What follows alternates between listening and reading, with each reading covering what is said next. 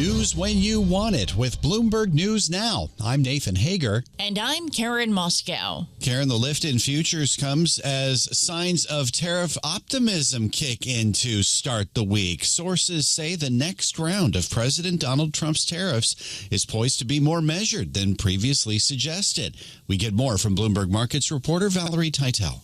The thing that the market is picking up on is in the headlines, both from Bloomberg and in the Wall Street Journal, they use this word targeted and narrow. And I think that's the positivity the market is reacting to. But honestly, you read the gut of both of those articles, and it still sounds quite hawkish when it comes to what Trump can announce on April 2nd. Yes, they say that it might be targeted to 15 nations, but those top 15 nations with the biggest trade deficits with the U.S. make up most of the U.S.'s trade imbalances and most of the U.S.'s foreign trade.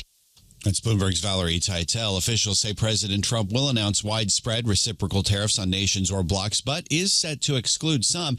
And as of now, the administration is not planning separate sector-specific tariffs to be unveiled at the same event as Trump had once teased. Well, Nathan, Senate Democratic leader Chuck Schumer is sounding a warning as President Trump continues to clash with federal judges on a number of fronts. If Donald Trump should defy the courts, the public will rise up. Democrats will fight it in every single way. Senator Schumer appeared on NBC's Meet the Press as the Trump administration continues to clash with a federal judge who ordered a deportation flight with alleged Venezuelan gang members to turn around. White House border czar Tom Homan says that case is still playing out in court. This case is in litigation through the Alien Enemies Act, and we'll abide by the court order as litigated. But my quote was, despite what he thinks, we're going to keep targeting the worst of the worst, which we've been doing since day one, and deporting from the United States through the various laws on the books. And on this Monday morning, Karen, U.S. and Russian officials have begun talks in Saudi Arabia a day after a meeting between U.S. and Ukrainian teams. White House National Security Advisor Mike Waltz says all sides are getting down to the nitty-gritty toward a ceasefire. This started with President Trump talking to both leaders back to back. We then, Secretary of State Rubio and I engaged the Russians, engaged the Ukrainians at our level. And now we have technical teams actually with Ukrainians and Russians in the same facility conducting proximity talks. National Security Advisor Mike Waltz told CBS's Face the Nation the talks will focus on a potential ceasefire in the Black Sea on the way to a broader and permanent peace. You can hear Face the Nation every Sunday on Bloomberg Radio.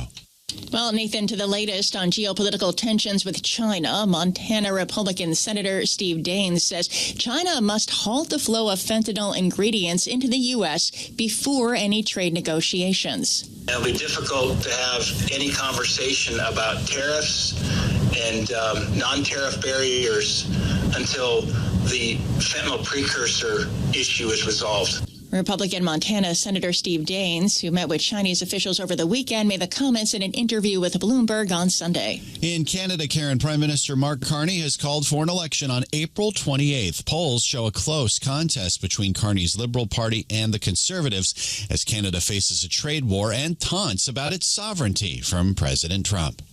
President Trump claims that Canada isn't a real country. He wants to break us so America can own us. We will not let that happen. We're over the shock of the betrayal, but we should never forget the lessons.